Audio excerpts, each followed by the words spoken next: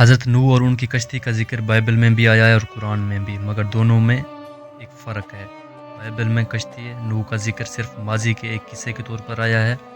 قرآن میں واقعہ بیان کرنے کے علاوہ ایک اور بات بتائی گئی ہے، وہ یہ کہ حضرت نوح کی کشتی اللہ تعالیٰ کے خصوصی انتظام کے تحت محفوظ رکھی گئی، بعد کے زمانے میں ظاہر ہو کر وہ لوگوں کے لیے سبق بنے گی۔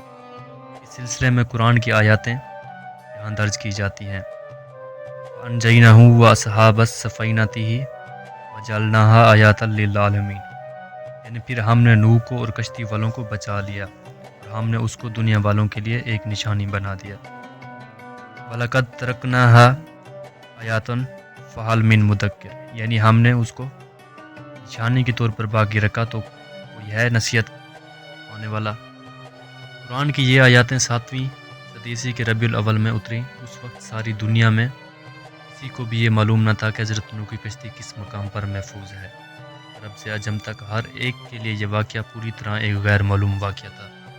ایسی حالت میں قرآن میں یہ اعلان کیا گیا کہ نوح کی کشتی محفوظ ہے، وہ مستقبل میں بطور نشانی ظاہر ہونے والی ہے۔ اس اعلان کی حیثیت ایک غیر معمولی پیشن گوئی کی تھی۔ 1000 سال سے زیادہ مدت تک کشتی نوح کے بارے میں بدستور لاعلمی کی حالت باقی رہی۔ 20ویں صدی کے آخر میں پہلی بار ایئرل فوٹوگرافی کے ذریعے معلوم ہوا کہ ترکی کی مشرقی سرحد پر واقع پہاڑی کے اوپر کشتی جیسی ایک چیز موجود ہے۔ کشتی نوح کا یہ ظہور خدا کے ایک عظیم منصوبے کا حصہ ہے۔ بظاہر وہ انسانی تاریخ کے خاتمے کا ایک ابتدائی اعلان ہے۔ کشتی نوح علامتی طور پر بتا رہی ہے کہ دوبارہ ایک آخری اور زیادہ بڑا طوفان آنے والا ہے۔ اس طوفان کے بعد انسان کا ایک دور حیات ختم ہو جائے گا اور انسانی زندگی کا دوسرا دور شروع ہوگا۔ پہلا دور عارضی تھا اور دوسرا دور ابدی ہوگا۔ پہلا دور حیات کا مقام موجودہ دنیا تھی، دوسرے دور حیات کا مقام آخرت کی دنیا ہوگی۔ قرآن میں بتایا گیا کہ حضرت نوح کی کشتی محفوظ ہے۔ اس کا محفوظ ہونا بے مقصد نہیں ہو سکتا، اسی لیے یہ کہنا درست ہوگا کہ کشتی اس لیے محفوظ کی گئی ہے تاکہ وہ بعد کو قیامت سے پہلے ایک تاریخی نشانی کے طور پر ظاہر ہو۔ اب سوال یہ ہے کہ کشتی نوح کے اس ظہور کی کیا صورت ہوگی؟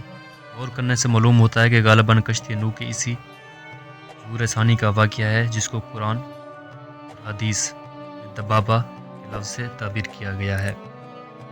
دابہ دراصل کشتی نوح کا تمثیلی نام ہے۔ دابہ کے لفظی معنی ہے کریپر۔